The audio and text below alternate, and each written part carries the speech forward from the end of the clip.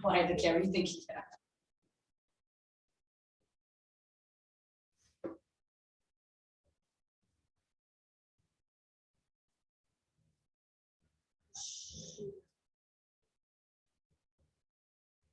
Yeah, Christina, are you able to get the presentation so it's like actually like screen share so we can all see look at it? Yeah. Yeah, just give me a minute. Cool, thank you. Meg, you got any good jokes? No, I should have prepared some. I have a lot of jokes, but they're not appropriate. I don't think they're for a 1 p.m. class. I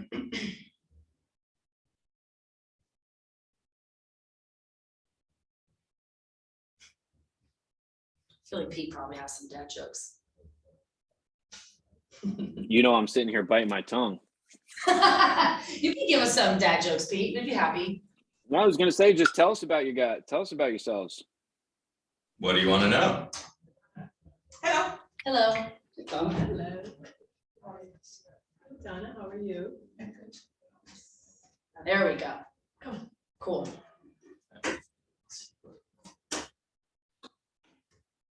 All right, Christina, we're seeing it. Is the crowd seeing it online now? I can see it. All right, cool. Cool. All right, guys. So first thing we want to start off with is what is the point of having a database that you communicate with regularly? And I think the top thing that we always start with is Mind share. And what about mindshare, right? How important it is to have all of it. So most of the stuff that we're going to discuss today is actually right within the Millionaire Real Estate Agent. Some of the material is a little bit dated, and yet this one always jumps out at me is that when interviewed, sellers said that 76% of sellers said they would only interview one agent, and another 16% said they would only interview two agents when considering selling their home. So that means when we've got a potential seller, there's what 92% chance that they will only be interviewing two people. I don't know about you guys, but I think that's pretty impactful.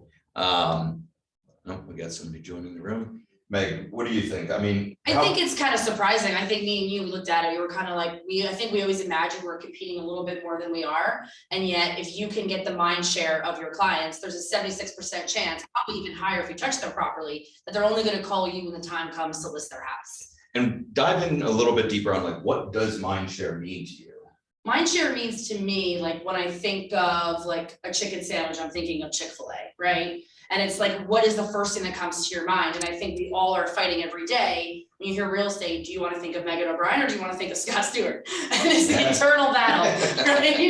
There's two of us in the room. One's going to leave with the listing, right? Yeah, we'll share. But so that's really the essence of it, is the idea that I think all too often in this business, we psych ourselves out that, you know, the consumer is just getting flooded, especially if anybody knows the feeling that I always get is when I go on my Facebook or my Instagram, all I see is other realtors posting stuff. And so I'm naturally inclined to think, oh my God, my clients must be getting the same exact feed.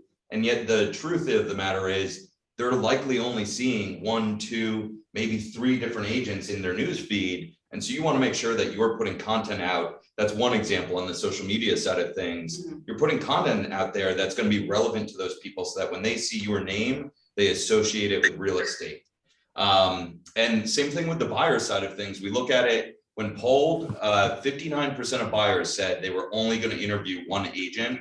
22% would interview 2 agents, and then that left 19% interviewing more than 2 agents. So Meg, we had kind of an aha on this, right? It's strange to see that buyers are more likely to interview additional agents. Yeah.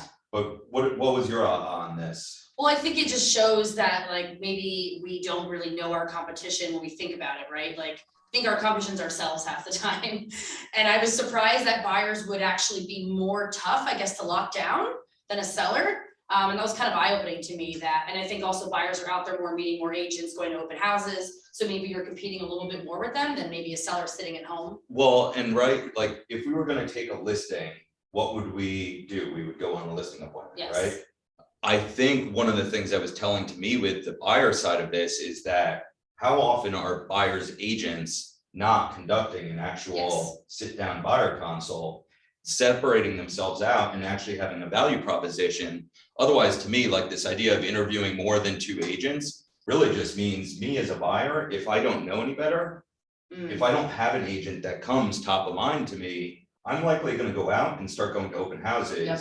And kind of play matchmaker until I find an agent that I meet at an open house that I say, hey, this person actually seems to know what they're talking about and is actually providing me value. Absolutely. So I think even more so on the buyer side of the business is making sure you've got an actual value prop. And I've always thought that starts by doing a really strong buyer consultation. Even when the buyer wants to resist and say, no, I just want to go out and look at houses, you've got to have some value. Otherwise, you're just like every other person, out there. So Christina, if we could move on to the next slide.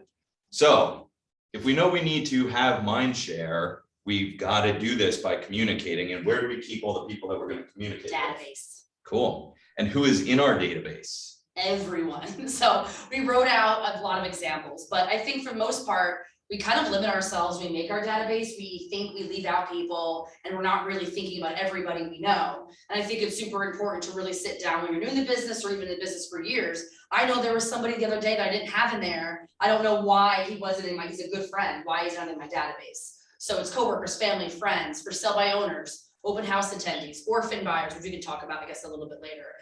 So it's not just your friends and family, your sphere, it's anybody you might meet that would like to buy, sell, or invest in real estate, which is majority of the people. Not to interrupt, but apparently those coming in cannot see the PowerPoint slide. Okay. Christina, can we just double check on that? Thank you, Debbie. I'll bring it up. All right, cool. And so as we kind of transition to making sure everyone's seeing what we're seeing here in the room. So Meg, you mentioned 2 here, and I think this is worth touching on, right? Is I know like it seems to be like this age-old debate over like, oh, what kind of business do you work? Do you work for sale by owners? Do you work open houses? Do you call expireds? And yet I noticed that there was expired sellers and for sale by owner sellers up there, and yet you said they should go in the database. Yes. Why? Everyone should go in the database. Everybody you meet should go in there, because I think back to when I first started the business and how many people I met that I just like kept in my mind and in my heart, and I never wrote their information down anywhere. So I wasn't keeping track of how often I talked to them. I wasn't keeping notes on what I actually discussed with these people. And I just kind of figured like I would just fly by the seat of my pants. And that's probably a big reason why I really believe that a lot of agents don't succeed in the beginning, because they're not really like connecting and trapping these people and having a system in place to keep touching them. And it took me years to really build a database. Like I had it in my phone, and then I had Facebook, and then I had Instagram, and then I had my email, and none of it was all interconnected, and it all needs to be in one place with all that information. Yeah. Yeah, and I think the cool thing about like what we're trying to stress here is that the database is really just, again, like the communication platform and the space where you keep your notes on the people that you're talking to. I can think of so many people that I've talked to that do call, like I guess for the people in the class right now, like let's do a quick little live poll. Where do you guys get most of your business from? If you had like referrals from Hospitality. sphere of influence, okay. Most of my business came from the open houses. Open houses, right? I think it's a lot of us. And Yeah. so have you ever heard an agent say open houses don't work? All the time. All the time, and why do you think that is? I don't know, people cannot communicate. Yeah. Follow up, right? Yeah. So I think all too often, right, like I've done it myself. I'm self-admitted, like I don't get jazzed up about open houses personally. It's not really ever gonna be like my main pillar of building a business. And I know that about myself, but for the people that want to build their business through open houses, you can't possibly think that you're going to be successful unless you host that open house on Sunday, and then you do some follow-up with those people, right? Mhm. Because that first initial meeting is just the start of building that relationship. And we're going to talk a little bit more about how to build a relationship with people. If we take the train, then that means we got to find a ride to Beacon, because it's $40 for from here to Beacon to the train station. Right. And then $40 to come back from. You know what's Wow. interesting, speaking of database, there was a co-agent I did deal with, he brought the buyer to my listing. And that's not somebody I would normally put in my database, but he actually called me after and said, Megan, like, I know you make a lot of phone calls, send a lot of letters out. I'm looking for a commercial space for my brewery, would you keep me in mind?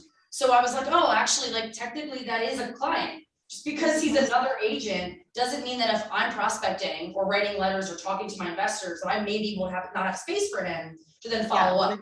So he's now in my database and I now have notes on like what he's looking for. So it's even like changed my mindset on like what is a database. Now, I wouldn't maybe say put like every co-agent in your database, but in that case, he'd raised his hand and said, it seems like you're someone that talks to a lot of people, might be able to help me and keep me in mind. And if I didn't put him in my database, would I like really remember to like look for him? Probably not. And like the other day I was going through, I'm like, ooh, I should check on Alex, see how Alex is doing. And you know, his brewery's doing great, and just do a check-in with him.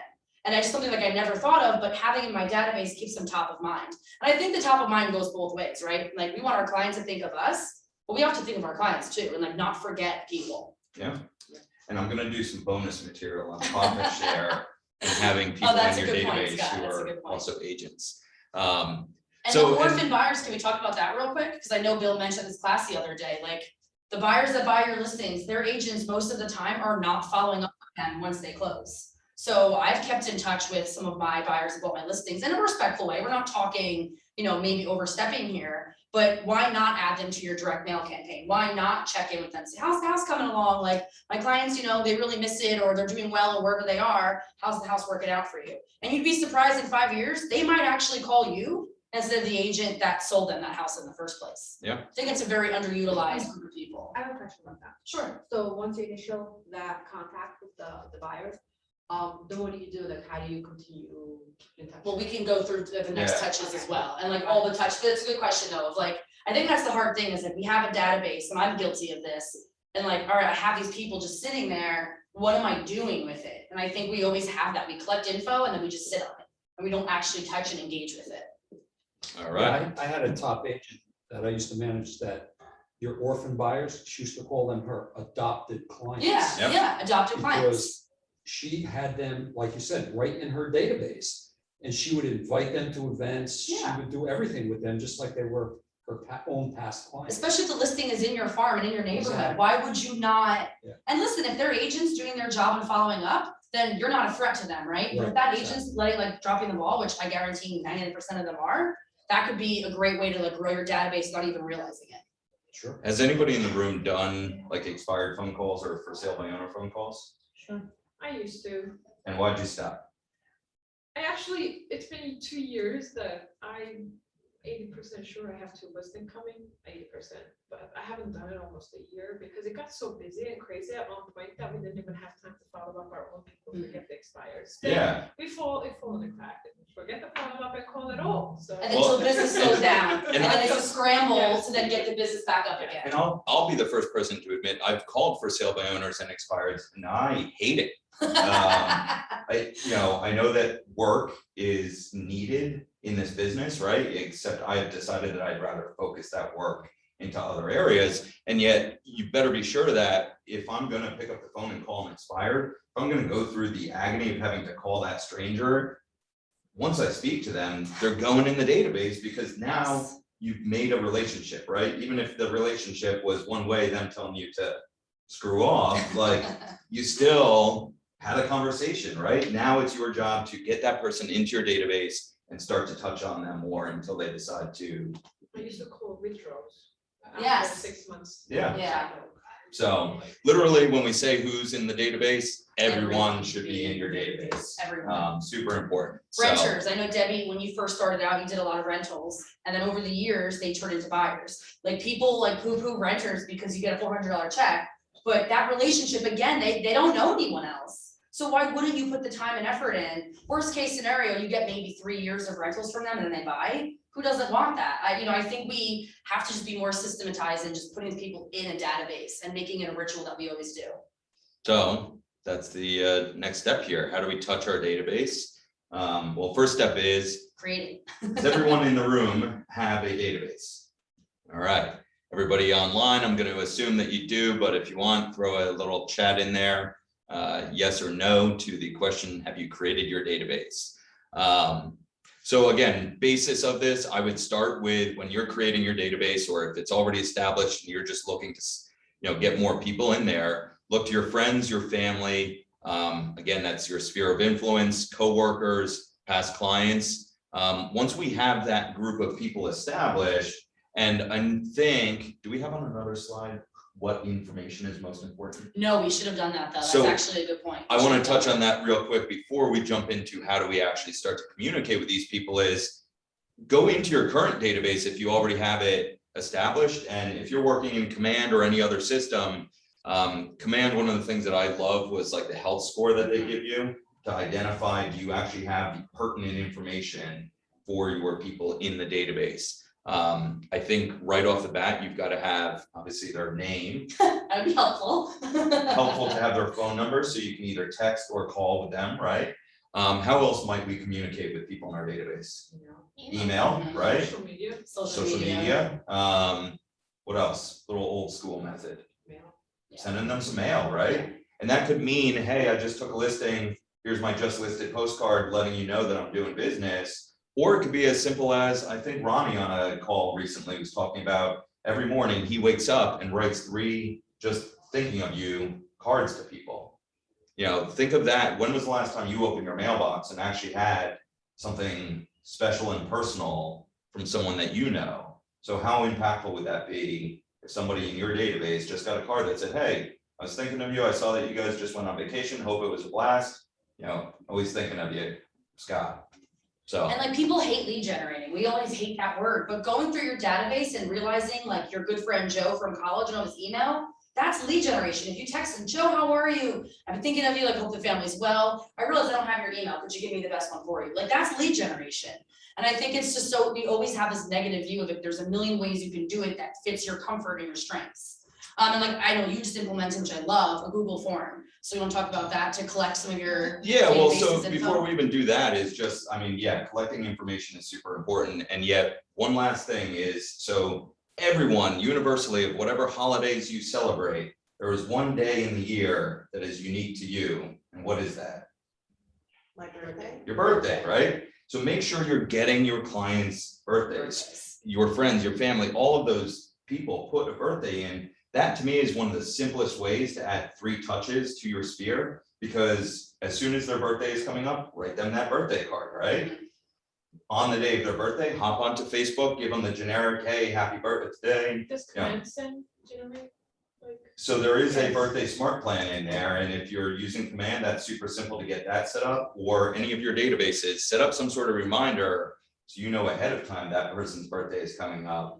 And then either pick up the phone and call them on their birthday, or shoot a quick little video, text them, something that separates you from the 182 other Facebook messages that they're going to be getting that day. They even have that plan for the open house, you know, that when we forget to follow up, they have a smart plan for open house follow up. Yep. Yeah, and that's good. We're going to dive into kind of like what are the different, smart plans and touch plans that we're going to implement. So, Meg, you want to take it over with systematic personal Yeah, so kind of like contact? what you were just saying, like, you have to have a systematic plan in place to touch your people. You can't just think about it, sporadically when it comes to inspiration. So like direct mail is something that every time I take a listing or a buyer or contract or anything, my sphere of influence, my database is getting that postcard without fail. So that's just a passive touch. Newsletters, I've been doing like a monthly market update, video, being the economist of choice in Bill's words. I always like to quote our fearless leaders because they have great information. We'll get into more like Popeyes and meetups and all of that, but just a systemized plan each year that the people that know you and love you and trust you, are you touching them in a variety of different ways, right? Like some people see direct mail and toss it in the garbage. And then I have other clients that like put it on their fridge or will text me about it. Like, oh, look what I got in the mail today. It's your face. And so like, it depends. You have to mix up your touches a bit to kind of reach everyone and meet them where they're at. Yeah. And then, you're touching and working all of these people with the goal being that you're generating business from it, right? So when you get to that moment of generating the business, don't drop the ball at that moment and go out there and provide crappy customer service. You want to provide excellent customer service. So, one of the things to think about is like, what is excellent customer service to you? When you get that client, how are you going to deliver that amazing experience so that they do not only enjoy working with you, but then want to send referrals to all their friends and family, thus allowing you to grow your database even more. So I think that's just developing systems that allow you to provide that customer service every single time. And I think like too, like some of the things that me and Scott talk about is not everything should be real estate, right? Like their birthday isn't about real estate. the birthday cards that Scott's sending are not KW Prosperity branded. It's just Scott Stewart, right? And like after Hurricane Ida, I reached out to all of my clients and said, hey, are you okay? Like, can I help you with anything? Do you need anything? And those are the types of touches that like differentiate you from being like a used car salesman to being a human being. Like, we are holding these clients' hands through their biggest purchase of their life, most likely. And we're meeting their kids, their parents, we're holding their babies sometimes. Like, you are very much involved in their life. And I think it's super important to mix the business with just being a good human to them and like actually caring about them beyond just asking for business all the time. Side tangent real quick. There's a great book called Give and Take, Yes. which touches on that exact idea, is that like also, right, like if everyone in your database knows that when the phone rings and your number pops up on the screen, all you're gonna be doing is asking for business, there's gonna come a day, right? They might answer the first time, the second time, and then eventually they just kind of get into the idea that like, oh my God, Scott, every time this guy calls me, It's like he work. just wants something from me. He wants to take from me. So you really want to make sure, again, you're coming from contribution and you're dropping value on these people before you're ever asking Mhm. for Absolutely. business, right? Great And book, when you though. start to kind of mix that in, they're happy to take your Yeah. phone call, so. Just a really quick shout out to Pete that's on the call. Even today, we had discussed like his Ford method, right? You call somebody not to discuss business, but what other things can you be saying? And what is the Ford method? Talk about family, Uh-huh. talk about, I forget, Occupation. occupation, recreation, and dreams. Yep. Yep. And I'm glad you brought that up, Deb, because And like yeah, put those notes in your database. Like if your clients have a dream of like taking the kids to Disney, like that should be a note in your database. Like there are things that we have to put, I'm like a big believer, like I treat my database like a diary. I'm like, dear diary, today me and Joe talked a lot about this. And he was very emotional about this part of his life. Like it's there to keep track of like the big things and the little things. So when you go back, you can remind yourself. And like when you're writing those little cards, if you're like a big Jets fan, you have that in your database, so you know if the Jets, I don't know sports, but like I'm assuming the Jets win on occasion, I've heard. I've heard, and those are like the little things that you can do to like really build that strong relationship. yeah. The other trick there too, right, is so Ford is based on the idea that everyone likes to talk about themselves and their families, what's going on with their jobs, things that they're doing for fun, and like once you get them to open up, they'll talk about like what are they planning in the future that they're dreaming about. And the funny thing about conversation is that like if I'm asking Fred, hey Fred, how's your job going? Once he shares how his job is going, he's likely going to ask me how my job is going. So now I've got him asking me to update on what's going on in real estate without ever having to actually come out and say that head on. So all right, let's see next slide here. All right, so we had that question on, right? How do we actually keep in touch with people, or how do we follow up with the open house people, right? So I would say if you're looking at your database or you're hosting an open house this weekend, if you are out and about, maybe you're like that person who is getting on the train and you're gonna end up meeting somebody new today. The key here is that you've now at least established that right? So you've met that person. If all you ever did though was just meet them that one time and never followed up with them, they're probably going to forget about you, right? That mind share is going to go away. The key here is on meeting that person, your goal now is over the next 8 weeks, you want to come up with 8 different ways to touch that person, right? So to the question of like the open house guest, right? How could you follow up with that open house person in different ways over the course of 8 weeks? What are some of the things you could touch them with? Phone call, text, Okay, something. and when you call them, what are you gonna say? Hey, we just met. Good start, you know, one, to see if you had any feedback on the house, did you have any other questions? You know, hey, I know the open house was super busy, we didn't get to talk too much, but just want to see, like, are you primarily searching in that neighborhood, right? And then to that point of the SMART plan, right? If they say, yeah, we've got to be in this neighborhood, might you then jump into command, tag them into that neighborhood and put them on a neighborhood nurture? So now if you do it every 2 weeks, boom, that's taking 2 of those touches right off your plate. But really the key to this 8x8 touch plan is you want to like concrete in, cement in that relationship so that now the person is starting to think, all right, Scott, I met him at the open house. He's been dropping some value on me. when it comes time that I'm actually ready to really search seriously for buying a house, he's my guy, right? He's one of the 2 agents that I'm gonna interview, or maybe I've moved up into that #1 mindshare spot where they're not even gonna consider working with anyone else. Same thing could apply for anyone in your database who you haven't talked to in a while, right? Because the next thing we're gonna get into is the 36 touch, and yet if you had somebody in your database that you hadn't talked to in 10 years, and then all of a sudden you just started dropping 36 touches on them, Little creepy. do you think they're gonna appreciate that? They're gonna block you, right? They might say, oh, spam, block the emails. Oh, the call comes in, I'm not answering the text, I'm ignoring it. Because they're like, why is this person that I haven't talked to in 10 years all of a sudden trying to like show up and like vomit marketing on me, right? So we want to use those touches to, what would it look like if instead, right? Hey, I haven't talked to you in 10 years. It's been way too long. I'd love to catch up. You free next week for a coffee? Might you be receptive to that? Now we go out, we have that coffee, we have a great conversation. We catch up using that Ford script on what the heck has been going on with their family, what's going on with their job. And now maybe they mention, hey, we're going on a vacation in December. We're super excited. And maybe I've been to that place, or maybe I've got a cool article that I could follow up and send it, say, hey, it was awesome catching up with you. Just thought you might be interested. Here's the top 10 things to do when you're in Costa Rica. So you start to come up with some creative touches to kind of reestablish that relationship, get it all warm and fuzzy again, so that you can transition into what Meg's going to take over, is talking about the 36 touch. So the reason I'm happy we taught this class is because it forced me to get my 36 touch a little buttoned up. It's not perfect yet. And actually Scott kind of gave me an aha, because I was thinking of my 36 touch in a very small way. I was thinking that's only for the people that, like, my past clients, which is, I don't know what the heck was wrong with me. We had an aha on the phone and I was like, why am I doing that? It should be for everybody that knows me and likes me. Doesn't matter if they bought or sold me before, they should be everybody that knows me on that platform. So that was kind of like a very big aha for me. So some examples of my 36 touch is once a month we're doing the market update video. So that's 12 touches for the year right there. And then, like Scott mentioned, they're on neighborhood nurtures through command. So that's also 12, so that's 24.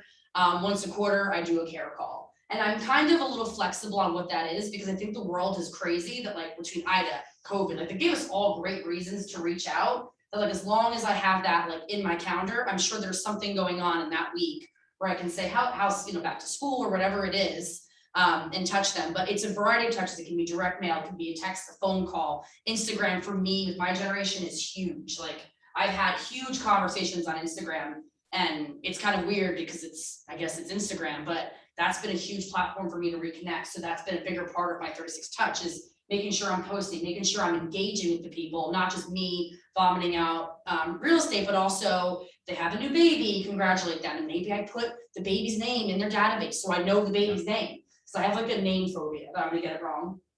So I always put those things in databases. What other touches have you had in yours? Well, so I always like to hit on the fact that you just mentioned, like, putting the baby's name into the database, right? Like, Or the so dog. think of, like, has anyone ever been on Facebook and then you jump over and you start searching for like a vacuum on Amazon or something? And now when you come back to Facebook, what pops up in your Facebook feed? The vacuum that you were just thinking about buying, right? So I always compare the 36 touch to kind of the same thing that Facebook is doing. It's collecting data such that it knows what to put in front of you. So the same thing when you're talking to your database, like Meg has mentioned, like, take notes on what you're discussing. If they mention they just got a puppy, cool, what's the puppy's name? Like, so that now you're really starting to, I mean, it sounds a little creepy, but like, you're collecting data on what's going on in that person's life, such that when you call them the next time, like, hey, how's the puppy doing?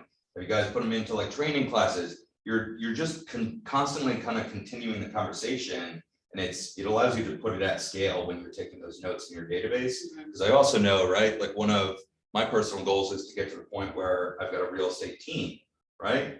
And if we're not taking notes in the database, it would be probably tough for somebody on my team to pick up and have any idea who that person in my database is. But if I've got this whole history of years and years of communication with this person, anyone at that point could pick up and form the relationship with someone in my database, right?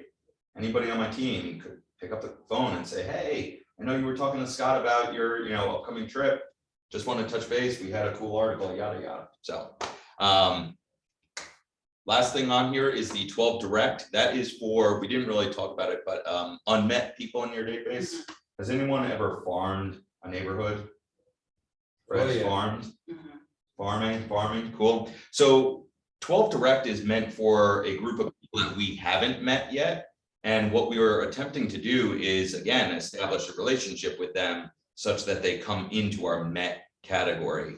So that might look like a simple farm where you pick a certain neighborhood that you know you want to do business in, yet you haven't yet met those people.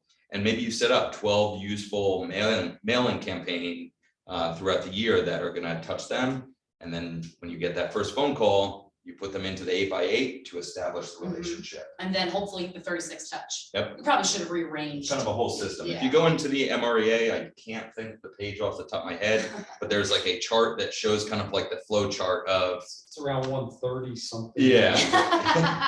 I got my copy sitting out there. We So. should have brought it. And also of note is when you open up the MREA, because I hope everyone on the call has it, the Millionaire Real Estate Agent, otherwise known as the Red Book.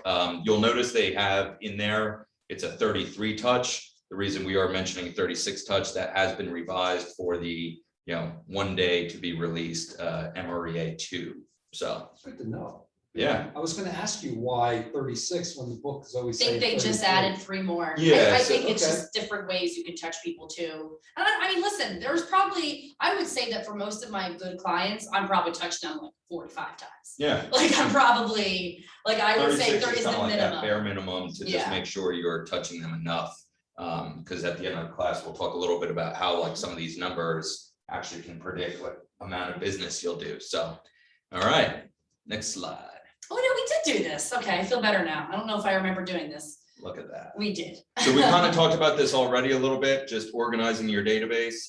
Meg, you want to take it away? Because we already talked about what should Yeah. be in your So- database, but then on the side, we've got like tagging and things like that. Yeah, I think when I first started using Command, I was like, my tags have to be clean and organized and very like precious. And now I'm like tagging them for everything. Because I want it to be easily sortable. Like now I'm thinking of it in a way of like, talk about birthdays, maybe I go through and tag certain people, like all my people that are getting Popeyes, right? So I do for St. Patty's Day, they got like a little Jameson bottle, scratch off, and like some chocolate coins, like I'm O'Brien, Irish, whatever, that was my vibe. And like now I just hit Popeye and like I know all the people that are getting it. Popeye is like, hey, I'm coming over, here's a present, I'm popping by. Oh. I give a little heads up in the COVID land, I'm like, hey, I'm gonna be coming by the next, I try to give people, I was thinking because if about someone you. came to my house, unless it was her, I probably would freeze and like hide. So I try to give them the heads up, but it's a way to like see your clients face to face, a little gift. Yeah. And honestly, like I've had some of the best conversations with my little Popeyes, like people love them.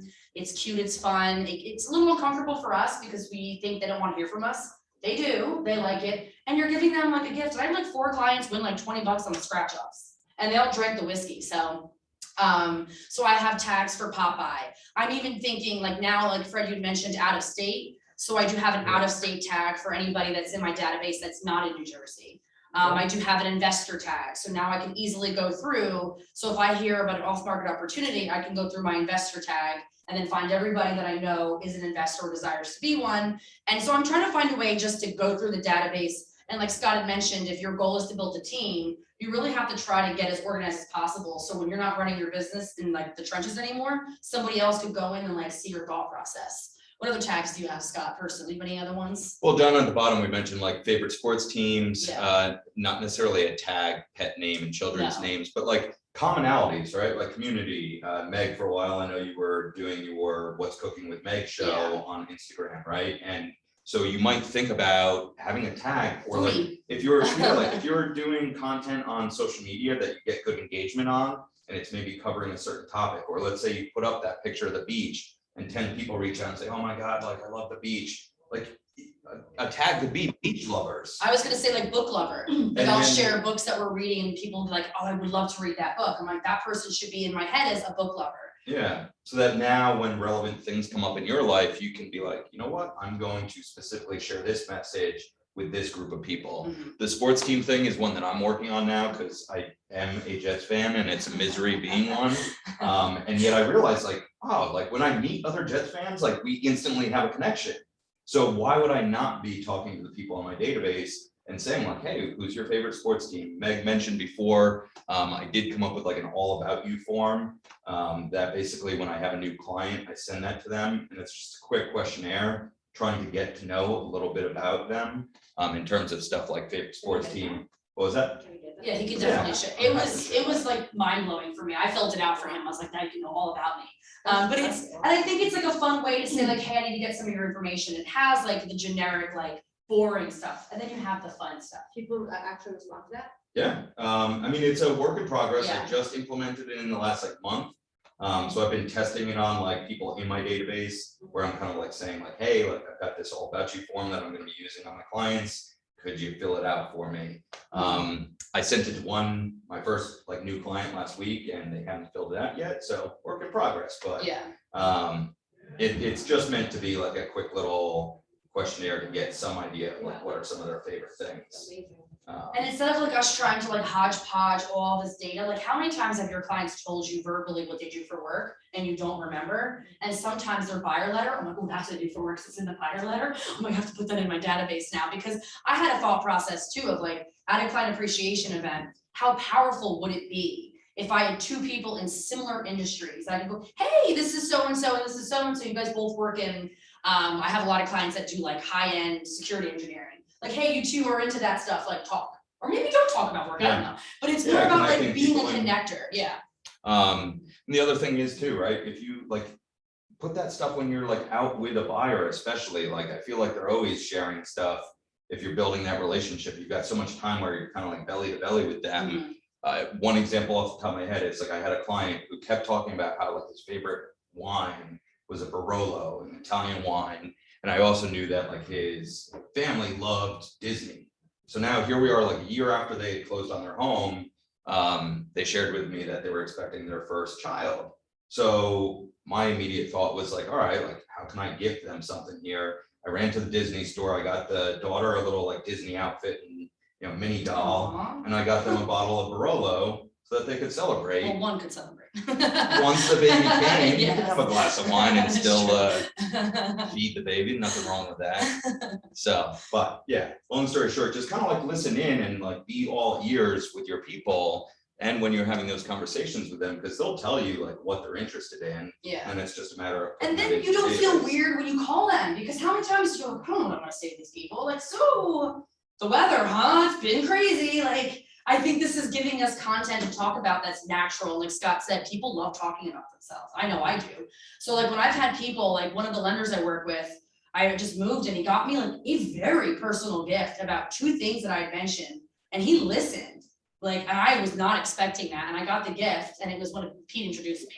And I was like, wow, that was like incredibly thoughtful that he like remembered this cocktail at a restaurant and like looked up the ingredients and got me the ingredients. Like that was, wow, next level service. And like, there's no reason that we all can't do that. How hard is that, right? You write it down, we have our phones all the time. I text myself, I'm like, daughter, Mackenzie, age 6. So like then I try to do like the back math of like what year she was born so I can keep track of all that. But I know when I've gotten very personal gifts for marketing, I love it. So I would assume that everyone else would love it. And it's just, keeps the conversations fun, and I think easier to pick up that phone. It doesn't feel so heavy when you actually get to know the person. All right, I think we're Is that covered on last this. one? No, I think we So, got. so let me ask you a quick question. Sure. So I'm building my database Mhm, and I've got everybody in my phone, mhm. okay? What do I do? Because basically I just have a phone number. Get the emails. gotta Yeah, you get can them call call them, them lead out. generate. And how would we do that? I mean, what I've been doing is what she did. I pretty much like went through my phone. First of all, I don't put anybody in this phone without an email anymore. Perfect. I love There you that. go. That's I went huge. through my whole database in here, and when I notice I'm missing something, right away I'll text them. I'll say, first I'll say, hey, hope all is well. Mhm. And then I'll just ask, and I'm like, I'm updating my database, and I was, I just realized that I missed your email. Yeah. Can you check your email? Sometimes they'll say, for what? I'm like, just Mhm. send me your Look, you email. give it to literally everything else. Exactly. like, You can for give me what? your Like, email, seriously? yeah. Even if I say I'm updating, like, for what are you updating? And even for? there, that's like small little like changing your language can sometimes get them to stop resisting to that. It's like, Yeah. rather than saying like, hey, can I get your email? Be like, hey, what's the best email for me to keep in touch with you on? Because then they're just I like like, that. oh, the best one is Yeah. like the one that I use every day, and they'll just let Don't give them an option. blurt it out. Exactly, yeah, don't ask a question that the answer could be no to. But to that point, like with the question there is, yeah, like almost like gamify it too, right? Like, so if we know that we want name, phone number, email, birthday, address, there's 5 things, right? So what command does is it kind of like scores you on how much data do you have, even if you're not using command, gamify it and say, all right, I get 20 points for every piece of data that I have on the person. So I start off by default, a name and a phone number in my phone. I've got a 40%. How do I get that to 100%? Mhm. Oh, we were competitive for a bit. Yeah. By the higher house score. Yeah. It's fun. And it's like, it's silly, but these are important things to do. And again, like we all know we have to lead generate. And I think when we hear lead generate, we think of FISBOs and expireds, and nothing's wrong with that at all. And yet there's 1,000 ways to skin a cat. And if you have a great database and you are comfortable doing that, then you have to really live in that database and make sure that you don't have like bogus information or half information, because like doing a gratitude card and Thanksgiving, what I always do, I wrote like a handwritten, I appreciate you, thank you so much. And my clients have always loved it. So like, if I didn't have their address, I can't do that. And like, why are they missing out on that? They should have that touch from me. And I love that you can tag more than one, like, cause I had, at one point, I had just killing moms, cause I'm in a PTA. Yeah, and that's huge. But the problem is now I didn't know how I met some of them. So then I realized, oh, okay, these are the ones I met from wrestling. So I would put down Killing Moms Exactly. Wrestling. The other one were Killing Moms like through my daughter or through my son. So I would put down their names and their kids' names. So when I spoke to them, I'm like, oh yeah, They is think this you're wrestling? amazing. Yeah, and I'm like, oh You are. yeah. And then they're like the names, I'm like, oh, how did Justin do at the match? Cause I know like they had a match, so I'm assuming he was there. Mhm. Or, they are most of the time, but it's just like, oh, like, I don't know.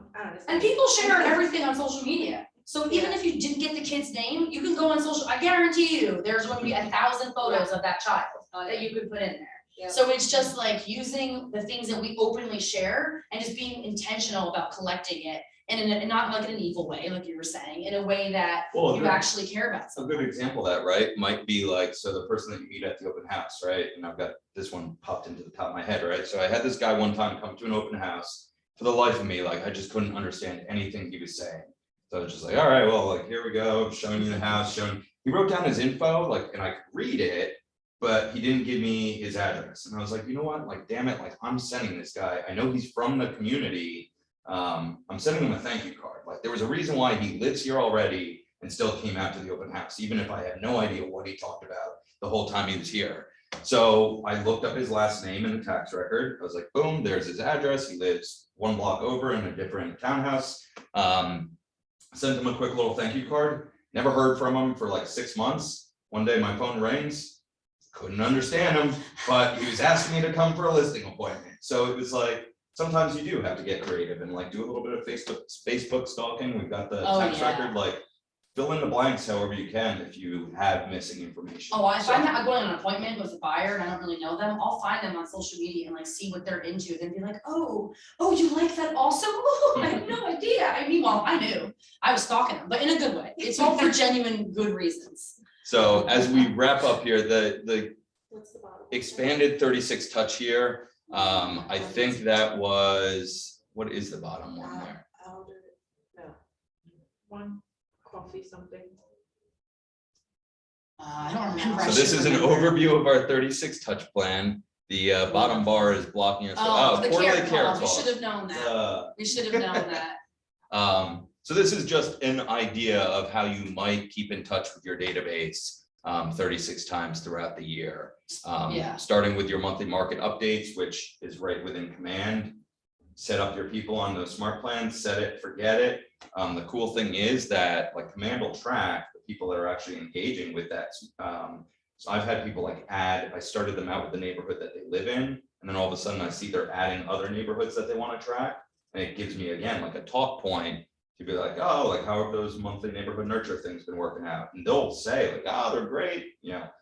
Where in Meg's case, I know there's some neighborhoods that just aren't that great. And I've Yeah. had some of my clients be Yeah. like, this is wacky, like it calls my neighborhood such and such. I'm like, yeah, like all data isn't always 100% accurate, but the good stuff. And that's why you mix the touches, so if Yeah. one doesn't land, you still have, you know, And yet they're like, still checking it out. So like, exactly. quarterly promo giveaway. This is one that, you know, I do personally or have it in my business plan for 2022 is just finding like that item. Anybody go to like Costco?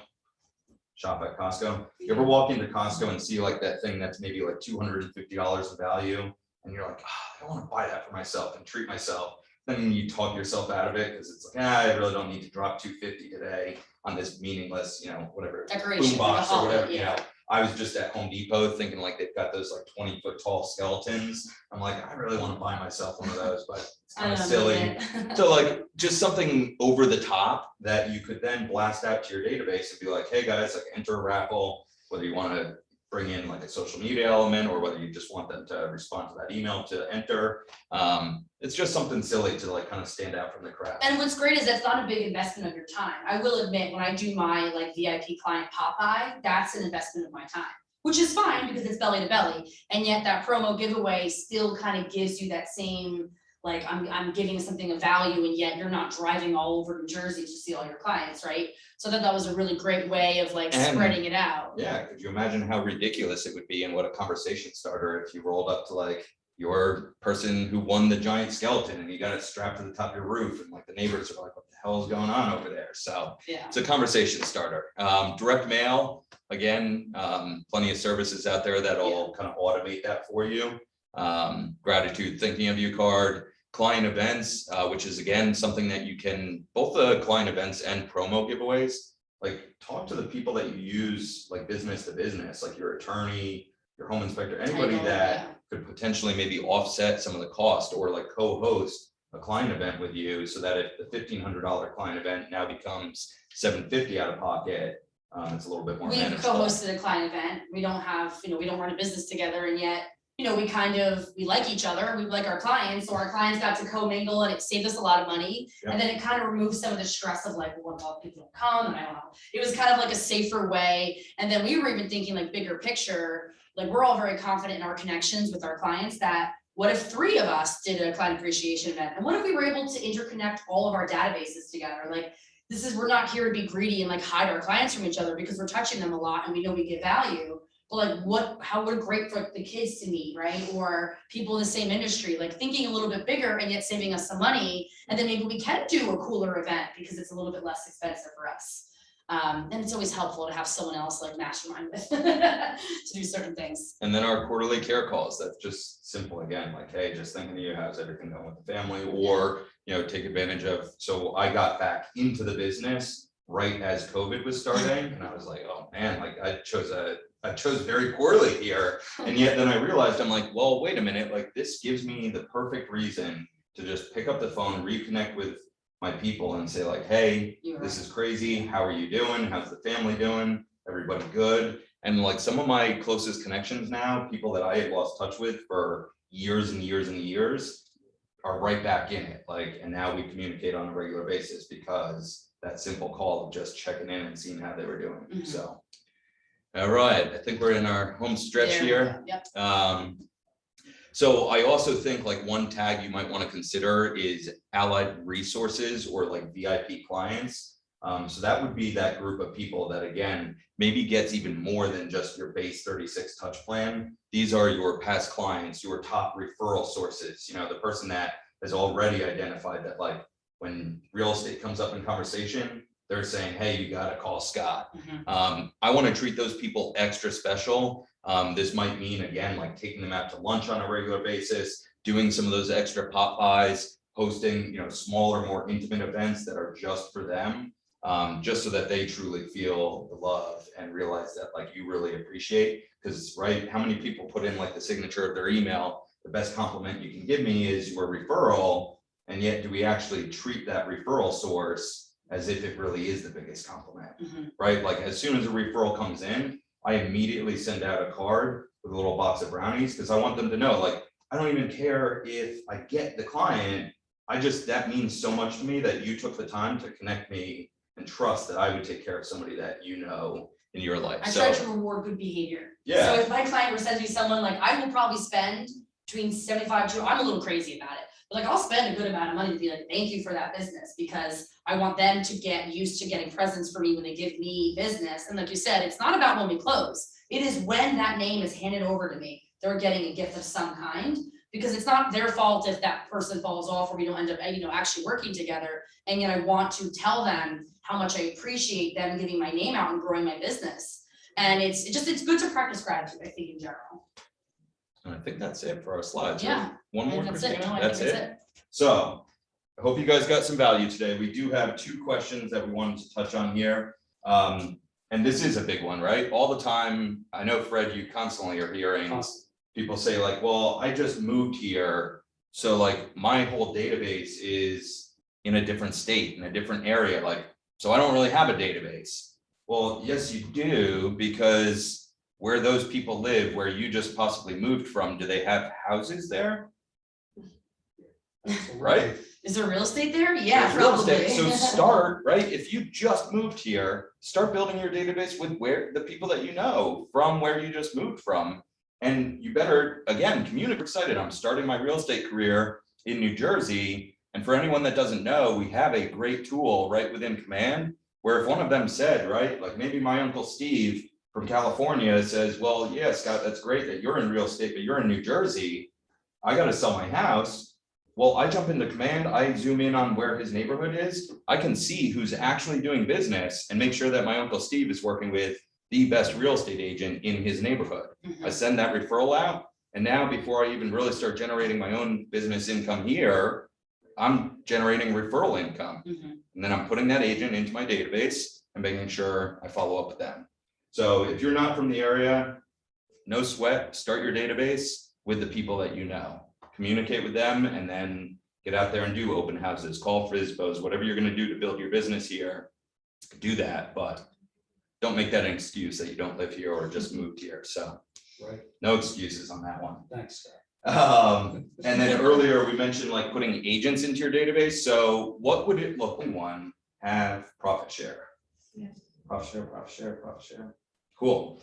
Do you desire more profit share? Always. So, I like that, I know when I see a plaza, I'm like, oh, where'd this come from? That's Free. free. So Yeah. a class like we just did today, or a class like Bill does every Monday, all these classes that we're doing, has anyone ever worked at a different brokerage? Do they do classes like that at that brokerage? No.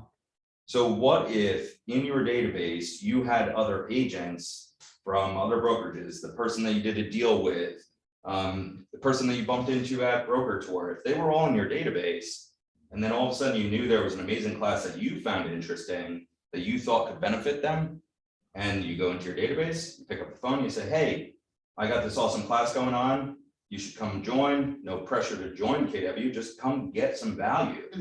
That's the KW drops so much value to not only us, but like it's open door policy. Anybody could be sitting in this room or online right now following this class. Show them that value, show them what makes your experience at KW so different from what they have. And I guarantee you, you're gonna start to attract more people into your life that want that little bit extra. And they're like, wait, how do I have this all the time?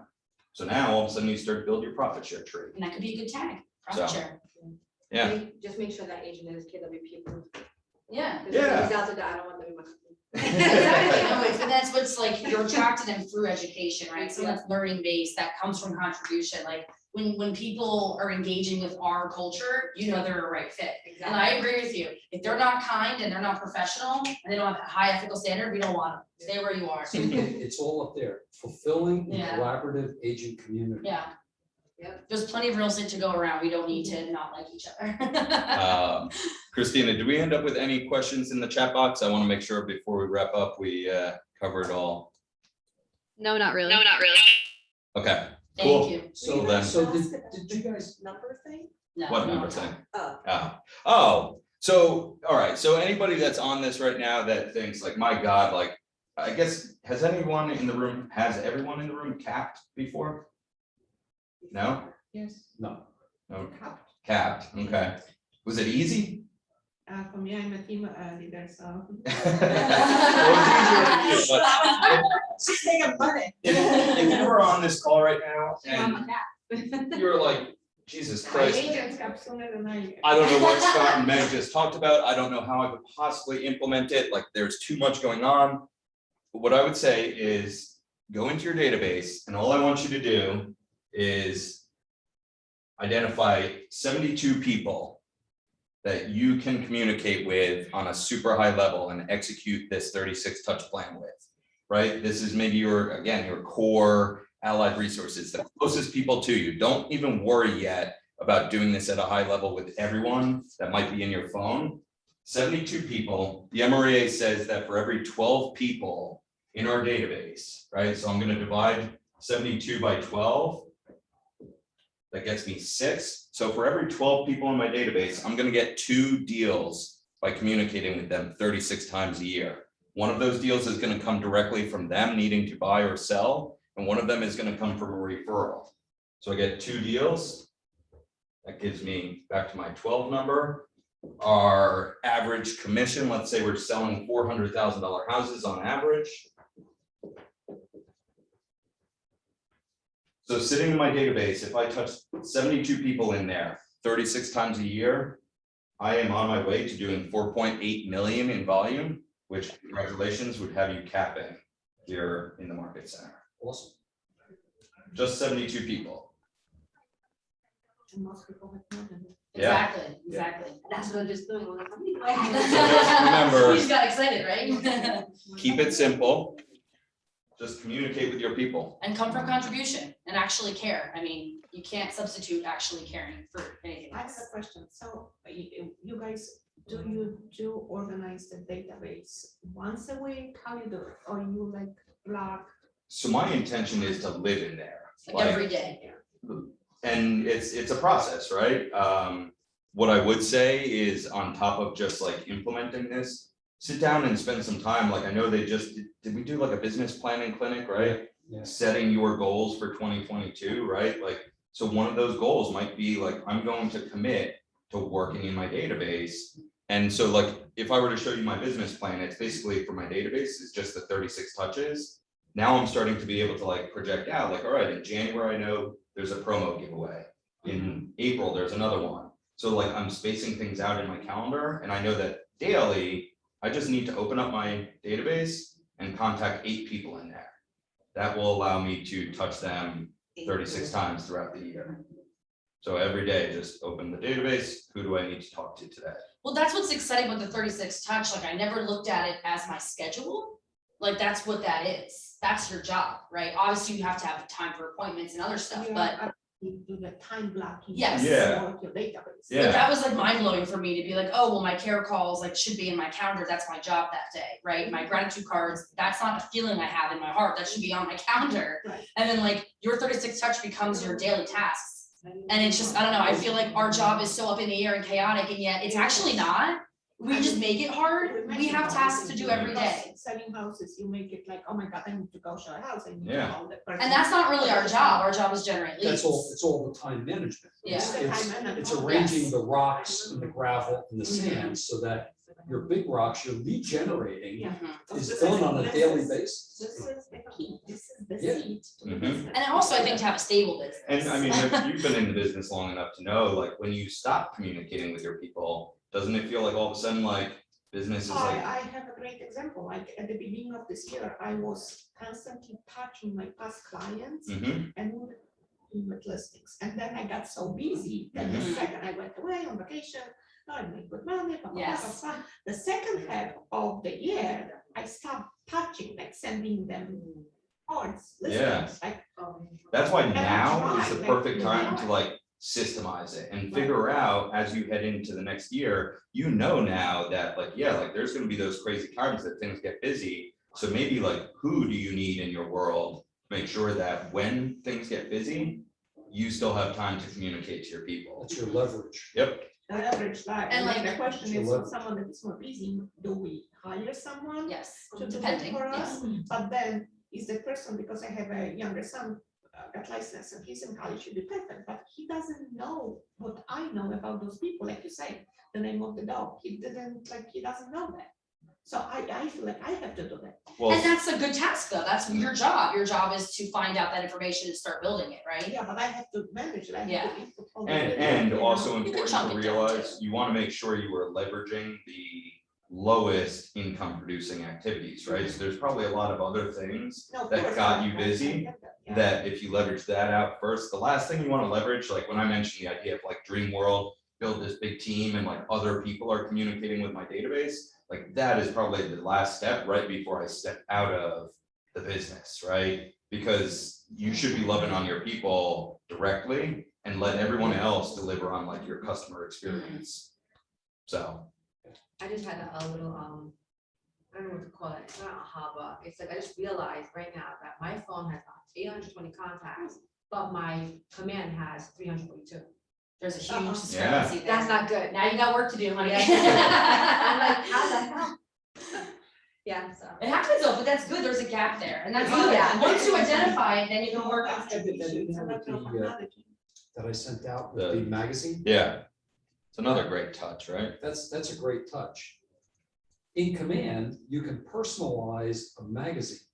You can send it as a PDF, you can post it to social media, and there's a class on it on the 4th. Oh, I'm okay. teaching it. Perfect segue, November 4th, I'll be there. class on how to add a touch to your database. So, Well, thank you to everyone at home. yeah. We wish you were here. thank you guys, and signing off. That's great. And also Tobias, remember what he was saying, Tobias, title?